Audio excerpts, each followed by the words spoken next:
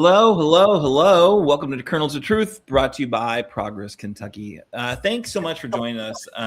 This week, we're getting a couple of quick updates on the Kentucky General Assembly as the session winds down. There are only 4 days left before they adjourn for the veto break. That is the time they take to allow the governor his constitutionally mandated time to potentially veto their worst bills before they return to potentially overturn any of Governor Beshear's vetoes, right? So the time is tight to get any controversial bills across the finish line. We are going to hear from Welcome Home Kentucky, the Welcome Home Kentucky campaign. They are working to support greater housing access across our Commonwealth. They have a fairly non-controversial bill that has been moving forward. We're going to hear about that bill from Cameron Anderson, a Center College student, member of the Welcome Home Kentucky campaign. Then we're going to check in with Representative Adam Moore from the Fayette-Jessamine District 45 about one of these bad bills that was just passed over his objections today, his efforts to make it better. We're going to hear what else he's looking at over the course of the General Assembly, where he's putting his time for some positive steps and where he's trying to block some bad stuff. So always appreciate checking in with Representative Adam Moore. And then finally, we are super excited to talk poetry and Appalachian literature. I'm going to put aside all the politics and talk with longtime friend of the show, Willie Carver Jr., joining us from the road to share his brand spanking new release, Tore All to Pieces. That is a mixture of poetry and short stories that you truly must get your hands on. It's just been released. I finished it a couple of nights ago, and I swear it was really hard to put down, and I promise that is not because Willie was coming on the show to talk about it. I was motivated solely by the quality of this writing. So really fantastic. Glad to have all these folks with us tonight. It's going to be a humdinger of a show. So before we get into it, I want to check in with our co-hosts. Let us know who you are, where you are, and Curveball, what is your protest sign going to say on Saturday? I'm Aaron, coming to you from Childsburg, Lexington, and my sign, I think my sign is going to say, "I have seen smarter cabinets at IKEA." Right, so that's what I'm going to do. Kimberly, you there? I sure am. How are you doing? Good. How about you? I'm doing wonderful. That book seems like it's going to be absolutely great. I'm going to ask Willie Carver later on if I can listen to it on Audible. But I'm coming to you live from Louisville, Kentucky, Jefferson County. And my protest sign for Saturday says, "No kings since 1776. I Nice. thought that was the reason why they left England, was because of the taxation and the monarchy. And here we are many years later, and it seems like it's happening over here. Awesome. Yeah, I know it does seem a little bit in that direction right now, unfortunately. But thankfully, there's some protests happening. So, hey, also our third host, special guest co-host. Hey, Willie. Hey. So, who are you? Where are you? And what would your protest sign say if you're making? I am Willie Edward Taylor Carver Jr., and I am just outside of Nashville, Tennessee, right at the moment. And can my protest sign say "Use internal moral consistency"? I've been waiting for this for so long, just to see MAGA conservatism once state that they believe something and then be consistent in their beliefs, other than the really hateful ones. Well, not the things they're against, but the things they're for, because I don't see it. I don't know anything they're for. I do think there is some separation happening, right? On the whole, we didn't elect a forever war regime change guy. We wanted that America first thing. So I do think there's some folks who are cleaving off of that, right? Yeah. Would they still be MAGA? Can you be MAGA without the orange man in charge? Well, no, you can't really, because he said it himself. He's MAGA. But there are elements of that, milieu, right? Mm-hmm. Where it's also ooh, we don't like what Israel's telling us to do, which, lines up nicely with the anti-Semitism that they already had, right? So it's, it's a kind of win-win for them. And I don't know if it's consistency or just opportunistic, really, honestly. Well, my hope is at some point the center can't hold and people will say, oh, wait, we're doing what I say I hate. and because I think there's lots of good people who clamored onto a side of things that they thought represented what they believed in because they said that's what they believed in. And maybe some of those people will come back into the folds of regular folk. I love your eternal optimism on that front. Yeah, I hope so too. So we're talking about the Trump administration. Obviously, the thing that I am kind of most excited about is what's happening right now, right? And I want to check in with you there on the interweb and whether you're ready to organize to fight the Trump MAGA regime, help us turn Kentucky purple, right? The next No Kings is upon us. It is this Saturday. It's March 28th. I had actually a nice chat about our effort with Bruce Maples over on Forward Kentucky. So if you don't check out Bruce's stuff, you should, just so you can get more of me, really. No, but good conversation about No Kings and about what we're doing in Lexington. Please check it out. The short version of that conversation is that we're going to be working with the Lexington No Kings Coalition, fantastic groups, other indivisible aligned organizations, Peaceful Bluegrass Resistance, 5051 Kentucky, the League of Women Voters, like even some C3 kind of very, very nonpartisan groups, NAACP, Lexington branch, some fantastic groups, Kentuckians for the Commonwealth, their Central Kentucky chapter, really just a wonderful coalition that works, I think, very well together. But the goal is to, make this the biggest protest yet. We want to hit that 3.5% kind of threshold, which according to sociologist Erica Chenoweth, if 3.5% of a population is engaged in ongoing and organized resistance, that population will topple authoritarian administration. So 3.5% in Lexington is 11,550. I think we got really close to that the last No Kings. But here's what's interesting. Last No Kings, we had, I think, maybe 30 events. This time we've almost got 40 events happening across the Commonwealth. So there will be, and there's events a lot closer to Lexington. Folks like in Winchester and in Willie's own Mount Sterling, they're like, yeah, I'm tired of driving to Lexington for these things. We're going to do our own, which I think is phenomenal. So it really does mean we need to draw more folks in from Lexington to get out there. I think, if I'm being, cynical, I guess, I think the war, the gas prices, all that stuff is gonna, I think, help turn people out. People are, I think, sick of all the stuff they're seeing right now. So I am optimistic that we'll see, that 12,000 people show up on Saturday. Please don't make me a liar.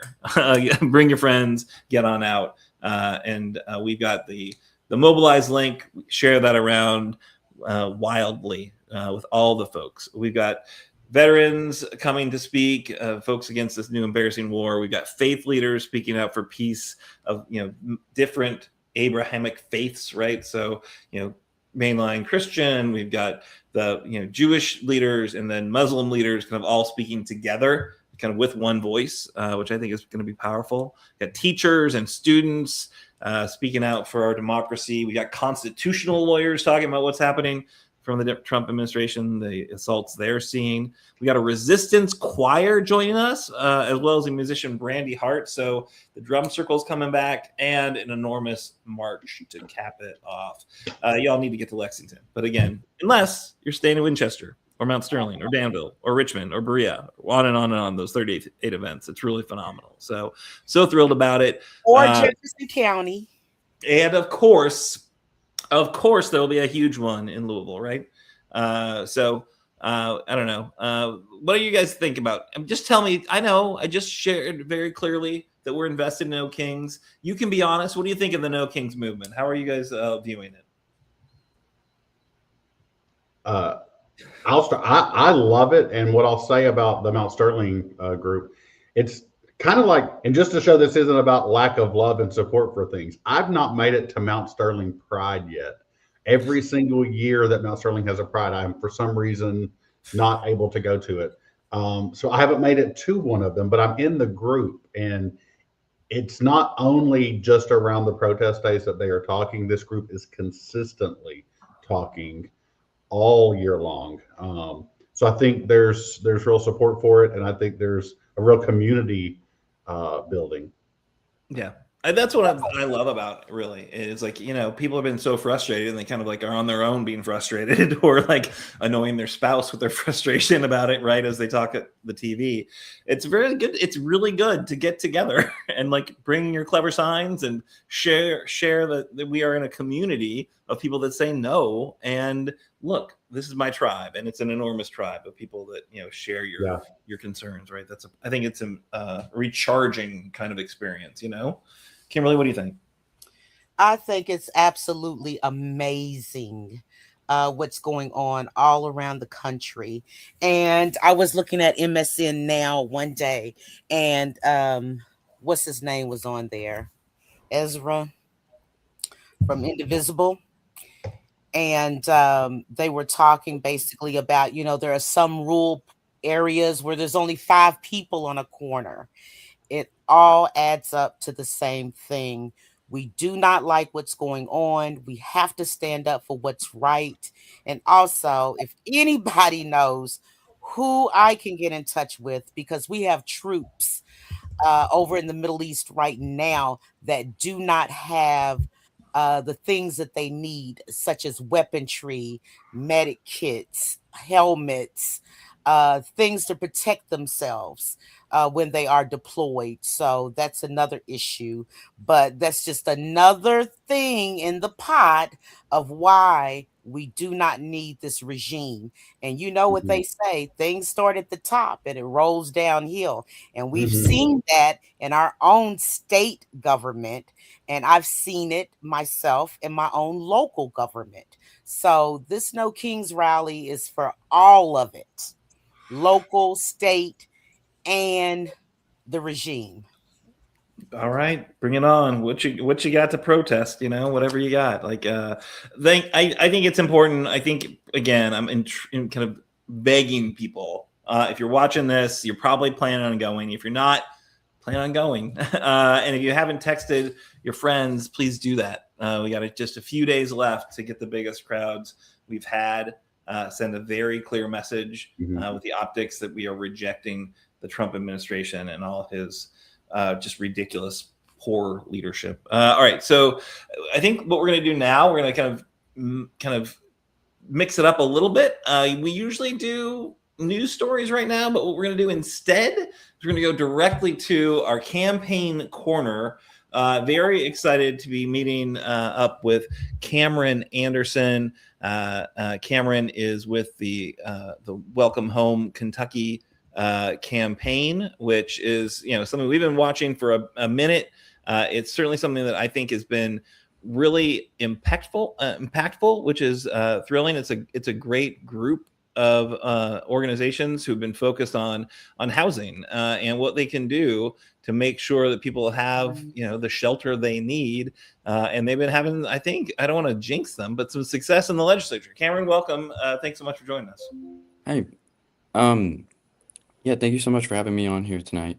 I'm representing Welcome Home Kentucky, which is a broad coalition of representative organizations, and we seek to expand access to quality housing for all Kentuckians. Right now, we need everyone's help getting House Bill 338 passed through the Senate. House Bill 338 is a bill related to evictions, and it does 2 important things.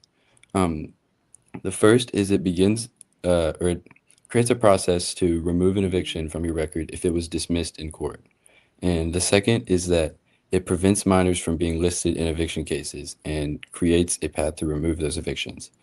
And as of right now in Kentucky, if you ever have an eviction filed against you, it stays on your record forever. And having an eviction on your record can make it difficult to find access to quality, affordable, and stable housing in the future. And so last Friday, this bill passed the House unanimously with vote 95-0. And right now, we hope to see it go through the Senate before the end of session on April 15th. That's awesome. So it went unanimously Yeah. through the House, which, not unheard of, but not common. Like, that's amazing. I would And imagine they could have a unanimous decision on anything. That is really awesome, especially for something so important. Yeah, like campaigns like this are very up and down because there'll be some days where it's like everyone hates it, everyone hates the bill. And there's some days where it's just like everyone loves it. And we got like Republican backing. And so once like the Republicans on the committee, in the Judiciary Committee in the House, sort of came to agreement on this bill, that was when they finally sent it out, like last week. Yeah, that was last Wednesday. You got to have, just the reality of this, and we can check in with our next guest, and I'm sure he will confirm it. You have to have the Republican engagement. You have to have their support. They are a supermajority. They, treat the legislature like it's their, their own kingdom, and to some degree because the numbers, it is, right? And so the fact that, you have a unanimous support shows shows it's a positive bill. Yeah, it's pretty. It seems pretty obvious, like once you learn about it, because there's no reason a minor should be put on the eviction, even if their name isn't on the lease for the property, it still goes on the record. And then the same for like, if it gets dismissed in court, I don't see any reason why that would stay on your record. And there's so many reasons that people can get an eviction on their record when they did not deserve it, or like it just impacts them down the line to where even if they are in a more stable financial situation, they still can't get housing like you otherwise could. Yeah, no, for sure. The idea that kids would be on it is insane, right? So the idea that you're, sins of the father or whatever, and it's just it makes no sense. I'm glad to see the House reacted. So it's the Senate Judiciary Committee that needs to take this up. Yeah, and the Senate Judiciary Committee meets tomorrow, so it would be great if people could call. I think tonight, but if not tonight, call tomorrow morning, or the committee meets at 9 a.m. Oof. And so if you're interested, you can go to ket.org or the KYLRC committee meetings YouTube channel. And they're streamed live and they're also like recorded on there. And you can see if this bill gets heard tomorrow. So it's early morning. The phone line is closed right now, but it starts up again. I think it's 7, maybe even 6. I think 7 for sure. So call. Oh, it's 7 to 6. It's 7 to 6 p.m. EST. Yeah. So call first thing. So, the number is 1-800-372-7181, and for Spanish, the Spanish line, it's 1-866-840-6574. So that's good to have as well. Awesome. So send it to the full send your message to the full Senate. Urge them to support. So if you could just ask them to listen to and vote for yes on the House Bill 338, which is the eviction expungement bill. So leave a message to your state senator and to the Senate, all members of the Senate Judiciary Committee. And you can do this anytime between 7 a.m. to 6 p.m. EST. But and then if they don't hear it, if it doesn't get on the agenda for tomorrow, which they should have the agenda listed already, they don't have the agenda. Last time I checked, which was a couple hours ago, it wasn't on the agenda yet, but it tends to be last second, like updated sort of. So they're not super awesome about letting the people know it's what their business is. You're right. Hey, Cameron, anything else you want to leave us with before you go? That's really all. But I appreciate your time, and I really just appreciate going to the show. I like what this is all about. This is really awesome. Nice. Well, thanks for what you're doing. I know it's often thankless work, coalition work, pushing that rock up the hill. But it sounds like you guys are poised to maybe push it on the other side and have it roll down and do some good work. So we'll make sure everyone gets calls in for sure. And the great thing about this, right? So, this is not a bill that, they're concerned about the governor vetoing, right? So they don't have to get it. You got a little bit more time to get it done. Yeah. But yeah, definitely. It's really just that deadline for the last day they meet. If it's not passed, then it's just lost in the void, and we're back to the drawing board. If it doesn't get through the committee, right? Because they're not going to do committee meetings when they come back. Is that right? It has to, or no, once it's over on April 15th. And so it has to just go through committee first. And then if it gets through committee, like tomorrow, for example, then that's when it goes to the Senate floor to be heard 2 more times, once just as a formality, and then the second time for the vote. So it has to go through just a little bit, like 3 more steps, basically. Yeah. Running out of time for sure. So keep the pressure on, make the calls first thing. Awesome. Thank you, Cameron. Thank you. Nice to meet you.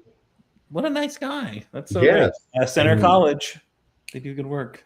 They do good work. And I've had such good times going to Center in the last couple of years.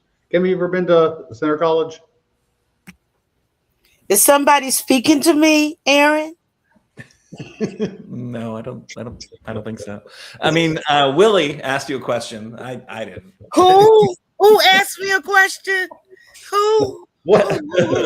Willie showed you a little respect and love. I myself have just been barreling through these. I just, we got a lot to cover tonight. I'm feeling the pressure. I'm sorry, I like people. Center College. Yeah. Yeah.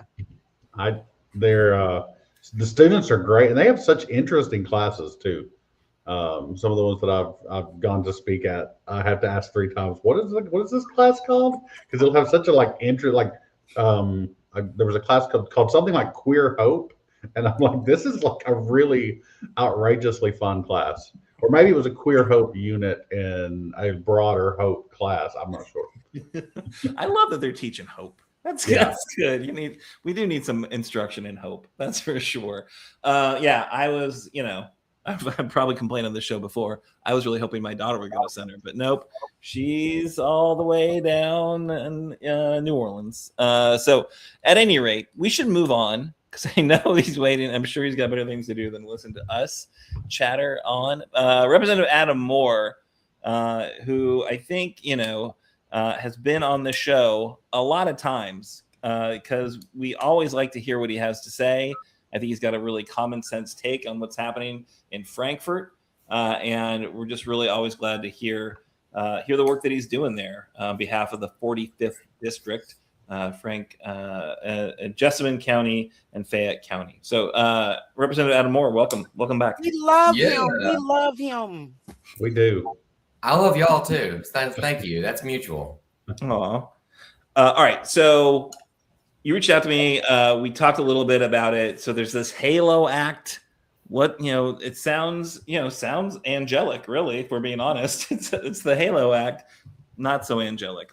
Right. And thanks for having me on to talk about it briefly. And the reason I reached out to you, Aaron, is that because I know Progress Kentucky as an organization has been super involved and proactive since the re-election of Trump in 2024 with organizations like Kentucky Bluegrass or Peaceful Bluegrass Resistance, organizations like 5051, putting on the No Kings events. Well, what the HALO Act is, it's Senate Bill 104, and unfortunately it did pass in the House today, which means it will go to the governor, and we can ask for him to veto it, of course. But what it does is it makes a new crime around getting in the way of obstructing a first responder, a peace officer. And so, of course, we want to make sure that our first officers and our peace officers, that they can do their job. When an ambulance shows up, when a fire truck shows up, when a police car shows up, that emergency responder needs to be able to do the job that they're there to do, because it's going to be a tough situation, whatever they're rolling into. But we already have laws for that. We already have an obstructing an emergency responder law. We have obstructing government operations law. We have a law that makes it illegal to interfere with someone else's arrest that's being made. So if it's not you're arresting me, but I'm stopping you from arresting someone else, that's another thing, that are all in Kentucky statutes. What this does is it creates that halo, that angelic sounding word, of 25 feet, and basically saying you cannot be within 25 feet of a peace officer or first responder if you've been warned to back up. And of course, this presents a lot of problems. We've seen cases, Tincher versus Nome is one that's in Minnesota, that's in federal court right now, where people are peaceful observers to what was happening there with ICE and Customs and Border Protection, where they were observing, where they were recording things on their cell phones, We saw so much come out of Minnesota because people were out there with their cell phones, and they were within 25 feet because they were on the sidewalk in front of their apartments, in front of their homes, while things like these door-to-door checks were going on, while these officers with their masks over their face were just rolling out through communities.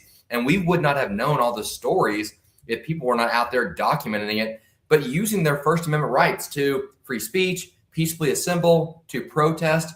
The HALO Act basically means you cannot be within 25 feet of someone who has a uniform. And I think that that is harmful because we already have statutes that are on the books that do protect our first responders from you impeding or interfering with their jobs. But now this adds a new crime, says this person's too close to me, they make me feel uncomfortable. There will now be a crime on the Kentucky books that you could be arrested because you are 24 feet away with a video camera on your phone. And of course, it needs to be out there that we're not trying to get in anyone's way. We're talking about peaceful assembly. But I'm someone who's going to be probably at No Kings in Lexington, and there's going to be 8,000 or 10,000 people there. I expect there to be more people than that in Louisville.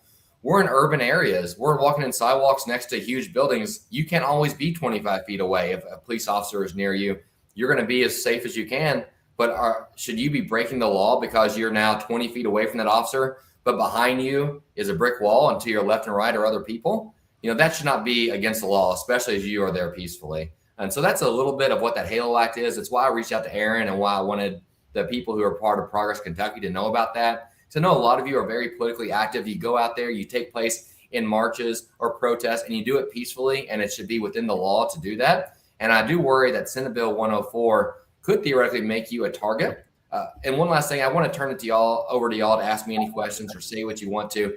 I really have a lot of trust and faith in our Kentucky law enforcement officers, but we have a very popular elected Democrat governor, and that could make Kentucky a target. We could see ICE or Customs and Border Patrol come here. They should be at the border if they're going to be anywhere, but they're in the heartland right now. But just having a popular governor who everyone is talking about potentially being the next president could draw that animus of Washington, D.C. to send those officers here. And those are the people I do not trust. Yeah, no, that's a really good point. So Senator Matt Nunn, authored this legislation. Did you have a chance to talk to him at all about what he was trying to accomplish with it? I did, and I told him to his face, and I said so in committee because it did come through the committee that I was on as well. I think he genuinely just wants to make sure our first responders are taken care of, and he thinks that the 25-foot halo that's around them is something that is needed to make them feel safe. Again, when someone comes up with the ambulance, with the fire truck, I don't want those firemen, those first responders, or a police officer responding to a crime to at all feel like they're in danger. They already are in danger just by the job that they do. I do think that this creates a new barrier to essentially our First Amendment rights to be out there in public and especially to be witnesses, to be observers, to record what members of our government are doing.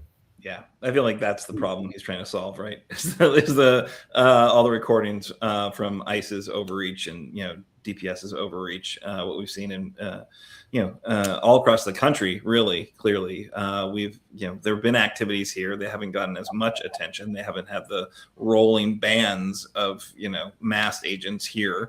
But there's certainly, I think League of Women Voters did an amazing analysis and showed there is a huge increase in ICE arrests and in ICE detainees in Kentucky this year. So it's already underway, even if it's not this, kind of huge assault that we've seen in other cities.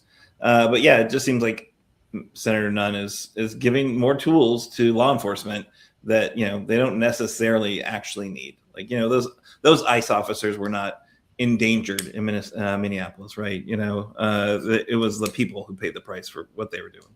Adam, are there any parts of this that carve out specifics for members of the media, or would it also force them to be 25 feet away?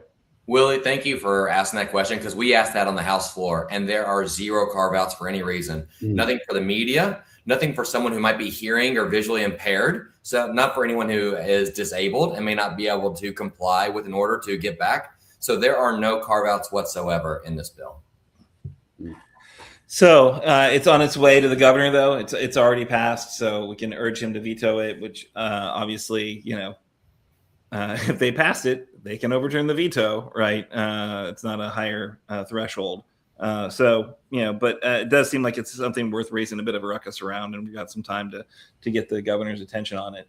All right. And what else is going on? I'll turn to my colleagues next, but like anything else you're seeing in the legislature right now that you're really keeping an eye on that you think in these final days before they go on the veto break, the public needs to be engaged around? The budget. I think a lot of members of my caucus, it's not just me, have probably put a lot of good information out there. Lieutenant Governor Jacqueline Coleman has put a lot of good information out there. Andy Bashir has put a lot of good information out there. The Kentucky Center for Economic Policy, that's kypolicy.org, puts a lot of great information out there. There are a lot of things that have gotten left out of this budget. It's a fairly austere budget, but we have not seen I would say the compromised version of that yet. The House passed their version. The Senate passed their version. I would say the Senate version is generally better, but it underfunds Medicaid over the next 2 years by more than $2 billion. And your question is probably, Adam, how can it underfund by $2 billion? Well, it underfunds by about $260 million in the first year, and it's like $370 million the next year. But for every $1 we spend, we pull down another $3 federal dollars. So that's a big multiplier there. So we're basically underfunding Medicaid by $2 billion over the next 2 years with the most recent version of this budget. And this is not to expand to more people. This is just to continue providing services based on the current law. This even takes into account the big, beautiful bill, H.R. 1, that D.C. passed, that will kick some people off Medicaid. Implementing that at the Kentucky level, we are still underfunding this program by close to $2 billion over the next 2 years. So be loud about that, call in about that. But again, use those other organizations and probably some within Progress Kentucky too, to make sure we're fully funding some of these things, whether it's the Affordable Housing Trust Fund, whether it is our rural hospitals that we know really came under attack with that big, beautiful bill as well. We can't fund everything. I'm not saying that, we rub the genie's lamp and it all appears, but we have enough money to meet the essentials. And maybe that means we don't have a lot of new capital projects around the state. If there's something you were hoping to build, maybe that doesn't get done. But let's at least take care of like these necessities that literally just make sure that those people who live in Kentucky can still live the American dream here, that they have a hospital that they can go to, that their school stays open, that they can get health care when they need it, the SNAP program that stays in effect, that is paid for so that we don't have kids going to bed hungry at night. Those things are preventable, and we do have money to fund those necessary things in the budget. And if I was going to put one more thing in there, ping pre-K for all. It is popular around the state, but they want to make it a political loss for the governor by not giving it to him. But it shouldn't be about him, it should be about 4-year-olds and their parents around Kentucky. So that's what I would push the button on if you all can when you're making those phone calls, when you're sending those emails to our legislators. Awesome. Yeah, we had Jason Bailey on a few weeks back, and he elevated some of those same concerns about what's happening in the budget. That's a really good flag for sure. Kimberly, any questions for Adam Moore, Representative Moore?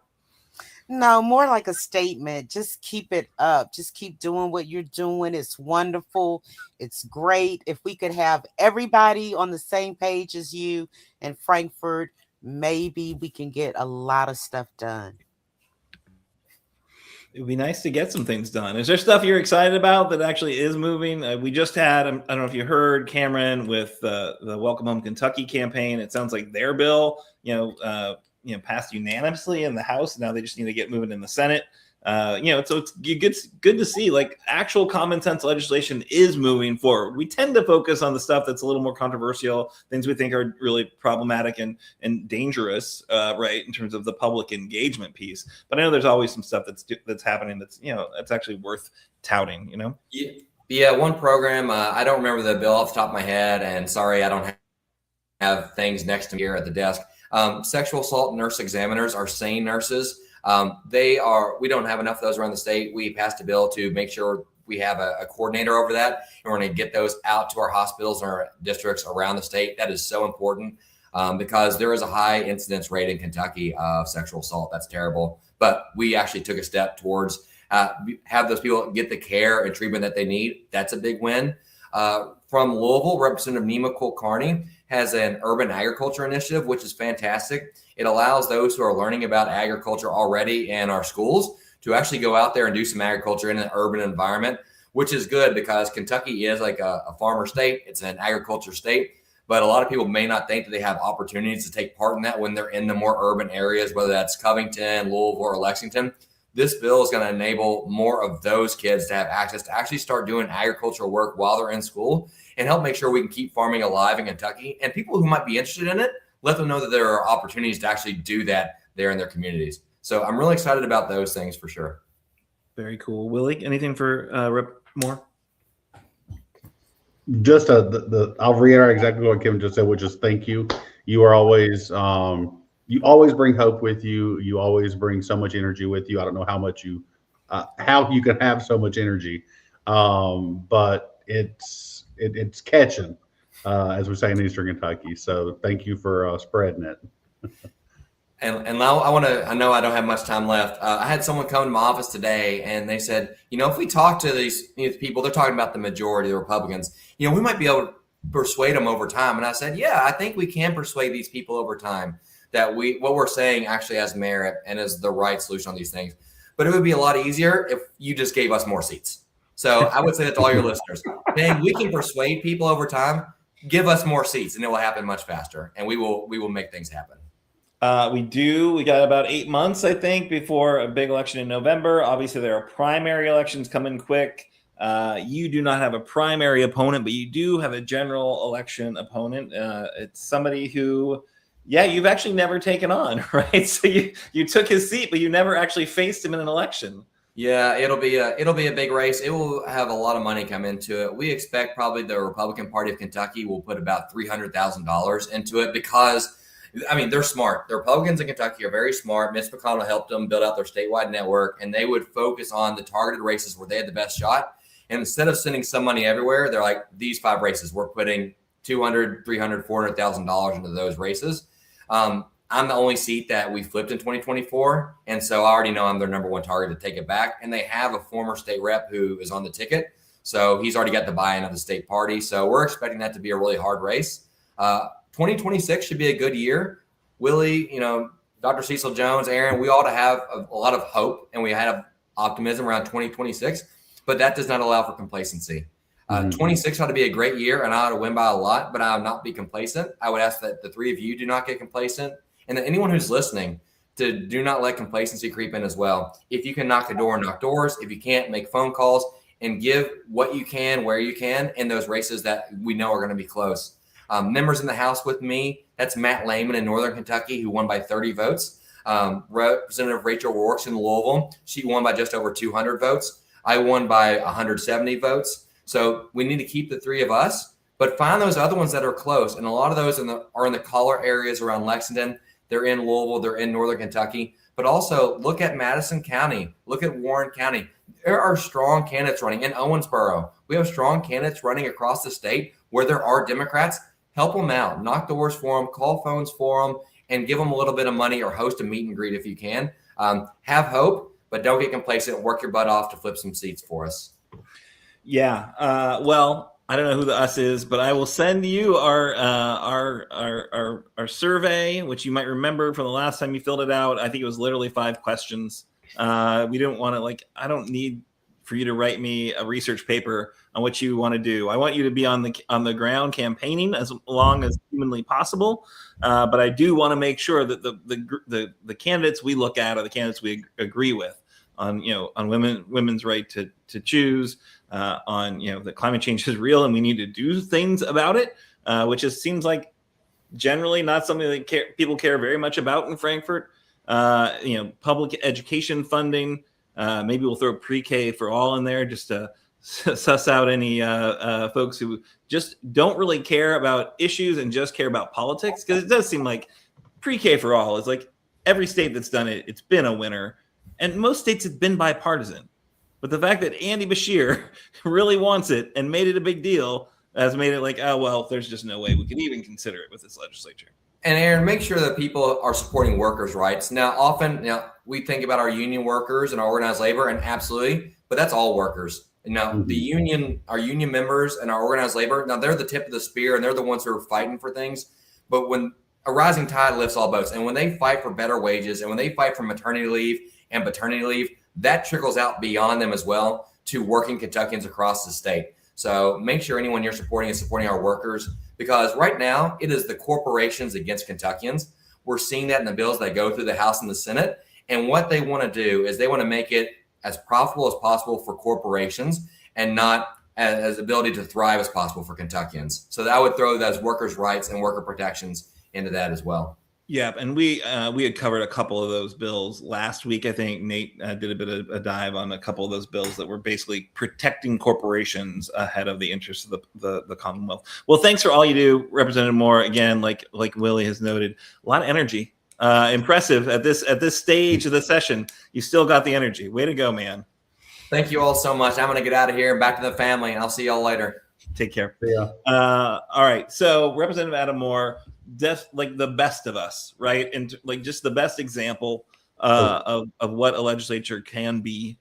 He gets stuff done. He does work across the aisle, but clearly he doesn't like pull his punches either, right? And on top of everything else, like I'll pull myself out of bed at 8:15 and barely be human. And he's like doing pull-ups online and talking about legislation. It's impressive. Apparently all that exercise stuff, maybe there's something to it. Whatever. Yeah. So hey, you're here. I'm here. Kimberly's here. We want to talk about this here book. I'm tore all to pieces about it. I tore all to pieces. So tell us, I mean, look, I am going to stop talking in a minute, but I loved this book. It's poetry, it's short stories, it's set in Moseley, Kentucky, the mountains and the hollers and the pick and save and the Dairy Queen parking lots there. Congratulations, Willie, on this book. It is truly a wonder. I texted you this when I was done with it. I laughed, I cried, I thought, I really felt you shared a true window into Appalachia in an authentic, just compassionate way. So I just want to say thank you for these stories and poems. Thank you. And thank you for sitting with them and caring about them. I just have one question to start with. Where is Moseley? And do you drive through Battersburg on your way to Port William? Well, and the funny thing is too, you can clearly get to Kaynard County from Moseley, which is Robert Gipe's literary universe. Nice. When I was writing this, obviously I'm drawing a lot of inspiration from Martin, Kentucky, which only half exists sort of now, because the government, at what level I don't know, but the government decided it's too expensive to keep paying people when their houses get flooded. So they basically blew up the town and blew up a mountain and said they were going to move the town. And then who's our ex-governor who's currently being sued? Bevan, you might need to go to jail. Yeah, from what I understand, Bevan thought that the project was too expensive and then canceled this town relocation. And then Andy opened it back up. So who knows? Right now, the town doesn't exist, sort of. Who knows? But it's drawn a lot from the small town of Martin, Kentucky, from Floyd County. And even the last names are the same. It's the same last names you're going to see over and over and over in Martin. So I like to imagine some of the actual creeks running through Moseley actually run through Floyd County as well. And some of them don't. So I like to imagine maybe if you just drive over a couple more curves and if you go over a couple more hills, you'll make your way over to Moseley and vice versa. So it's deep in the heart of Eastern Kentucky is the short answer. Well, it's truly affecting. And, I personally, I'm not a big poetry buff, like a lot of humanity. I just I got an answer about that already. But there's some really powerful poetry in here, and the short stories are just so again, they're funny, they are touching, they are tragic, but there's so interesting the way you've written this because there's so many intertwining characters. And you've got a list of characters described in a way that can only be described as not 100% useful, but it's very I love it. And then I'm turning back oh, this is that it's I needed to get out my red string to put it all together, but there are huge gaps. And I need to know what happened with some of these characters It's I well, feel and like, it's a relational list of characters, yeah. exactly the way you would encounter them in Eastern Kentucky, where if you say who is that, whatever you think is the most obvious identifier isn't going to. They're going to be identified in terms of who they know, where they're from, who their family is, and I'll tell you a secret about that cast of characters, because so many of these characters have plot lines that come back in a second story. I wrote that so that nothing was given away during a first story that you would find in the second story, but that also would identify them in terms of their relationship with people. So it is it was a fun one to write. It was a lot of fun. I feel like you maybe you need the red string. I don't know. Like map it all out. And the thing about poetry, so this it's you could call it a fragmented novel. That's what people would certain degrees call these things, where you have a novel, but it's told in short stories. And this one is told in short stories from a bunch of different characters. So it's really the town is the main character, and the people are sort of built into it. But there's also poetry that kind of introduces these. And the thing that drives me crazy about poetry is every single culture on earth has poetry. Every culture loves poetry. It's probably the first art form that humans did, because we had voice before we had tools. And yet in 2026, most people don't like poetry, and I don't blame them because I think a couple of things happen.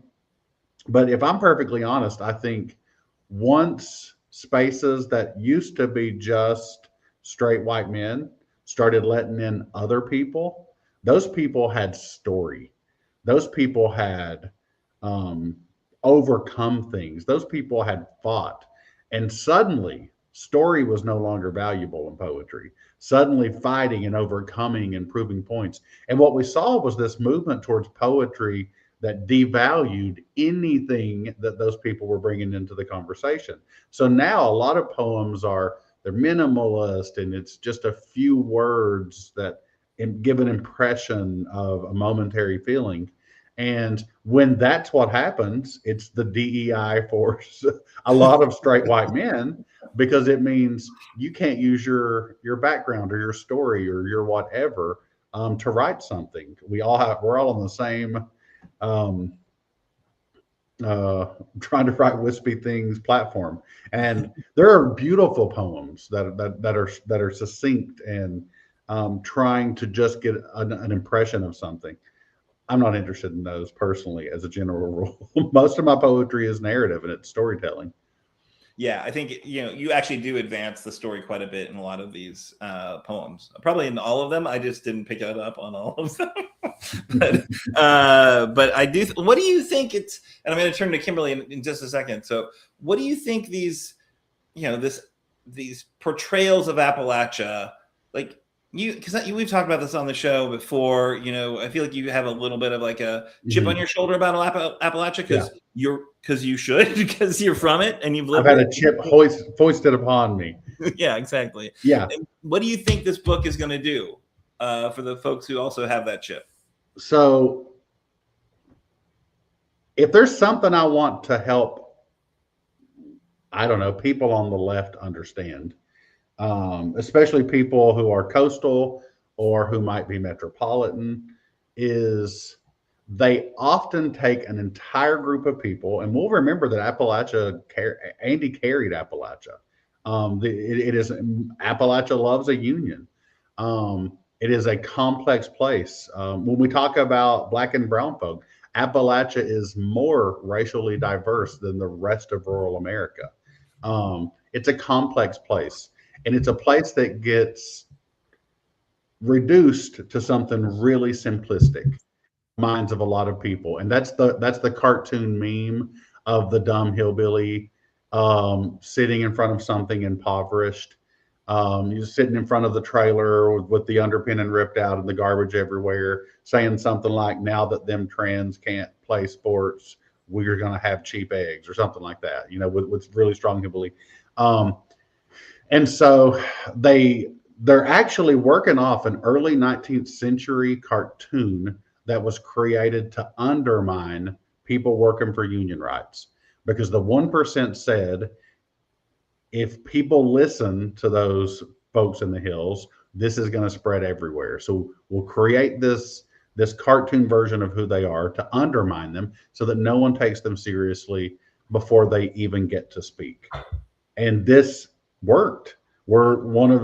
When we look at Europe and how strong workers' rights are, and we look at the United States, we can see that where this should have come from, where this should have spread, it didn't. And so I think it's still there today. I'll use one of my nephews as an example. My nephews are trying to figure out who they are politically, and they scroll through Facebook, right? And they have left-leaning family members sharing memes, mocking people living in rural poverty, mocking rural accents, mocking hillbillies as dumb. And then they have their right-wing family members who are posting Trump talking directly to these people and telling them that they're worthwhile. There's a French political figure, and I don't remember exactly what branch of the government she's in. Her name is Lumiere Lepre, and I got to meet her last summer. And she came on a Fulbright to study Trumpism. And she said she was supposed to travel across most of the United States. She stayed in West Virginia because she fell in love with Appalachia. And she said, after 2 months, it occurred to me, not only do I understand how Trumpism happened, it was inevitable.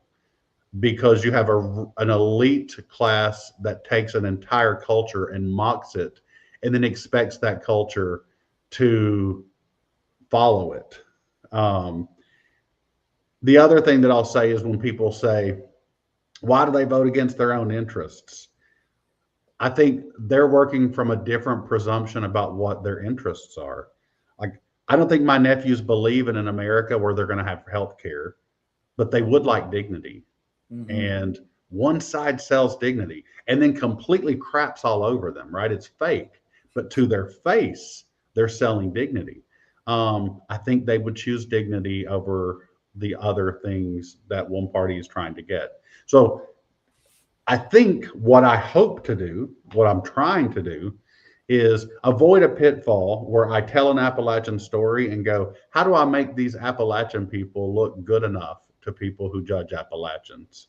Mm-hmm. Instead, I said, Appalachians are already good enough. Let me tell their story. And so I did try to change it or clean it up or alter the reality so that it might be palatable. Instead, I looked at the people I love. I looked at, women working in gas stations. I looked at the mamaw hoeing her cabbages, at the mamaw working at the Dollar General, barely making it, yet somehow taking care of everybody else.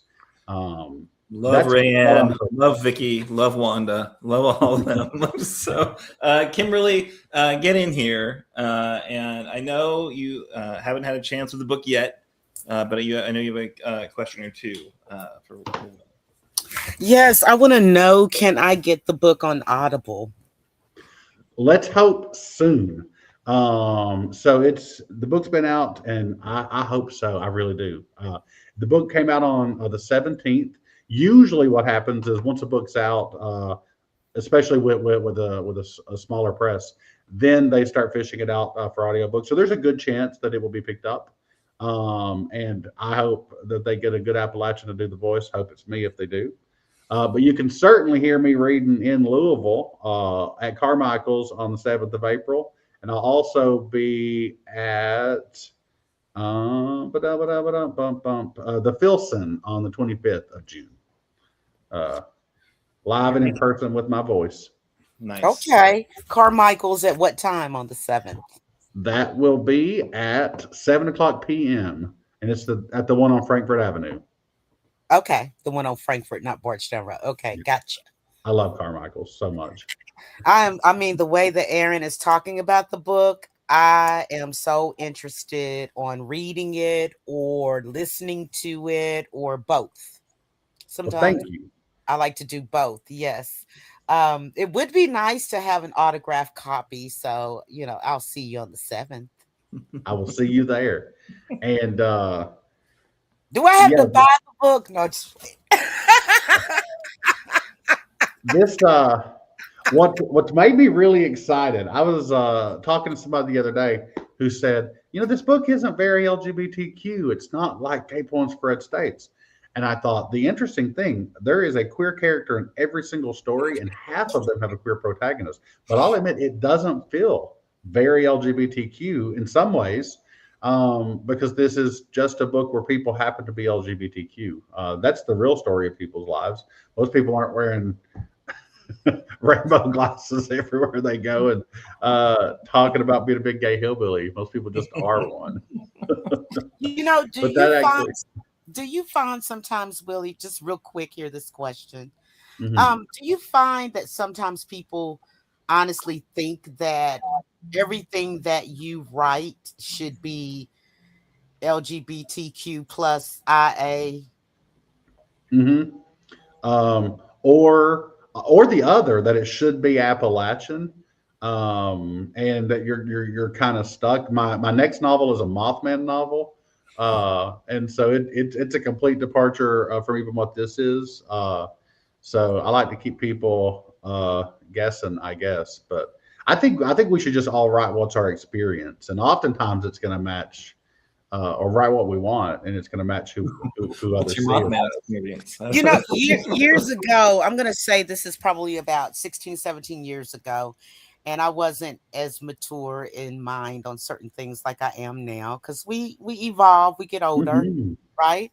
However, I went to go visit a friend of mine in Philly, and we went to the Penn State bookstore, and he's Black American, I'm Black American, and he buys a book called The History of White People, and the author was a Black woman. And just for the life of me, I was like, why are you buying this book? It makes no sense. Like, are you wasting your money? Like, how's she even going to talk about the history of white people? Like, I could not understand that for anything, although I bought Think and Grow Rich. That's universal. Yeah. But as years went by, and I actually saw this woman on a podcast on YouTube, and she was married to a white man, and she really broke it down. And I think that was the first time that I started thinking, you can't put people in a box when they're creative, when they're writing, when they're researching. You cannot put people in a box. If you want to write a novel about, Black folks, who am I to say you can't do that? You can do that. There's you're bringing up a really good point about what's happening in writing right now. I believe it was at the American Library Association, but I've been to a few conferences lately, and there was a session on this. So there are now more Black and brown authors than at any point statistically, yet there are fewer Black and brown characters. And what they were saying is that people are terrified now to write, quote unquote, outside of their race for fear that someone will accuse them of something. And they were even saying that this is why there's so much fantasy and historical fiction, because people are afraid to write. And so, yeah, I hope we can get to a place where we can write more outside of our experience and make mistakes and mess it up and try to just be good. I'm writing a book right now with an organization that I belong in. We have to write a book within a year, which AI helps tremendously with it. Although I am divorced, I have no relationship right now except for my Chinaman. But, I have to kind of cut that short a little bit because I don't know what's going on with China, right? But it's called How to Get a Man and Keep a Man. The secret is in the good book. So dating advice from the Bible, is that what you're going for? Is that what's happening? Yeah, but you know what? I made that a seminar many, many years ago, like 20 years ago. And I taught that seminar at many places, women's conferences, my sorority conference and things like that. I've taught the seminar, but now I'm going to actually finish the actual book. He's like, you were trad wife before trad wives were a thing. Is that like, what were you doing? I love this idea. If you want to keep a man, take him through a garden and let him name animals. Like, it's going to work. Look, it just says the stuff in there, how to get a man, keep a man, the secrets in the good book. Look at your girl. You know, for a whole year, they pampered her, oiled her up, massaged her. You know, they did everything to her before she even met the king.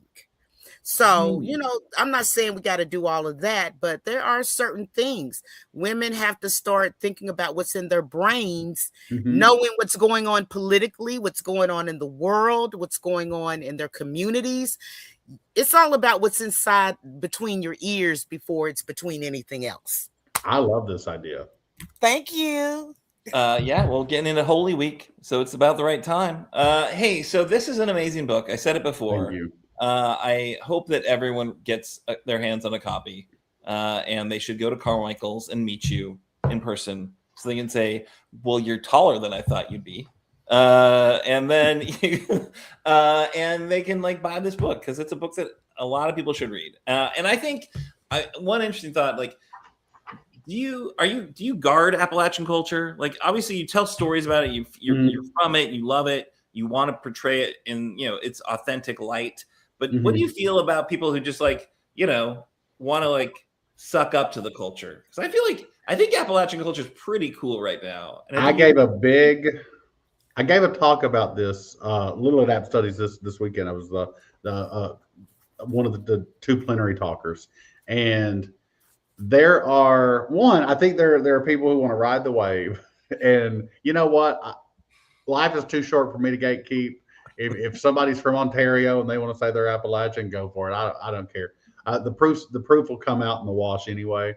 As far as that's concerned, I think there's other people who want to protect it. I was having this conversation with a friend the other day, who readily admitted, she's like, Little Bobby Child makes me uncomfortable, and I'm like, I love it so much. But she was saying, I guess I feel like there are going to be people who are laughing at it, who are laughing for the wrong reasons, and I'm like, yes. There will be. There are people who will probably point to my book and say, oh, look how terrible things are in Appalachia. But the way I see it, like, it is not my character's responsibilities to solve every single problem in Appalachia.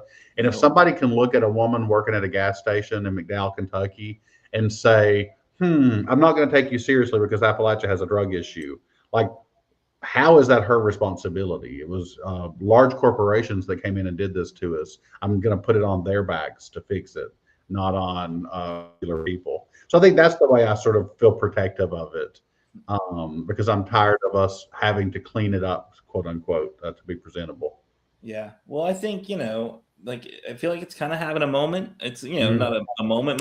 It's a bunch of moments. But I think you're right. You know, I think there's a lot of folks like yourself who are kind of, you know, claiming their heritage, telling, you know, powerful stories. I'm really excited about Beth Howard's book that's coming out. I think that's going to be really, really, you know, kind of shake some things up a little bit, right? Can I say something right quick? You know, I'm just trying to interject where I can, get in where I fit in. But, you know, in the Black American community, it is a big, big, big thing right now. And when you're talking about rural areas, Appalachian areas, you're thinking about farming, you're thinking about horses, you're thinking about, you know, 10-gallon Texas hats and cowboy boots a lot of times. And that's a big thing now. They have trail rides and they have line dancing. And I even have they just came in the other day. I've got some boots for this spring and summer to do my line dancing, you know, and it's this big movement happening where Black Americans are getting together and they're going to rural areas, Appalachian areas, and they're having these big trail rides, and it's thousands of them, and they're doing the line dancing and riding horses and looking cute. Because, you know, I got to have my cowboy hat with this black with the silver bling bling and the boots and, you know, all this and that. But it's a big thing. Just check it out on TikTok, you know, Facebook or whatever. You'll see it. Thousands of Black people doing line dances off of country music. I love that. And if any of y'all out, especially anybody out in Lexington who's listening, if you make it to Winchester ever for their storytelling festivals, there are a lot of Black residents in Winchester who I'm sure identify as country, maybe even Appalachian, who come and tell such awesome stories. And Beth Howard, I have her book already, which is not out, and it is so good. And she and I actually met in France in 2002. So we've been friends for a very long time.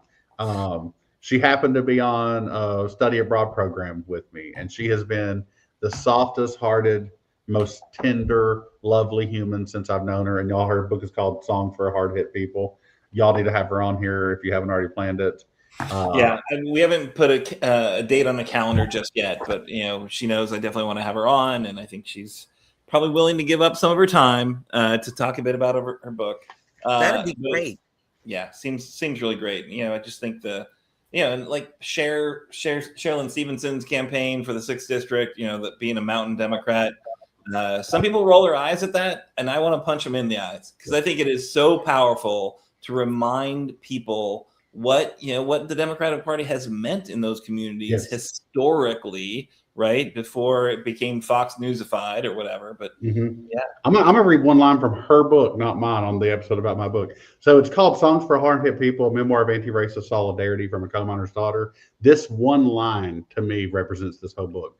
I'm committed to racial justice because I am a working class white Appalachian, not in spite of it. I love that. I love that. And while you all are at it, know this. There's another trend happening as well that you'll be happy to know, Willie and Aaron. A lot of the hip hop songs are integrating with country songs. I need to listen. Yes. Beyonce's album is great. Go check out Moneybag Yo featuring Morgan. What's his name? Morgan Willis. Wallen. If I'm the problem. But this song is called Whiskey Whiskey. I'm gonna look it up. Tired of it. Yeah, I love that song. It's called Whiskey Whiskey. And it's Morgan Wallen and someone? Yes.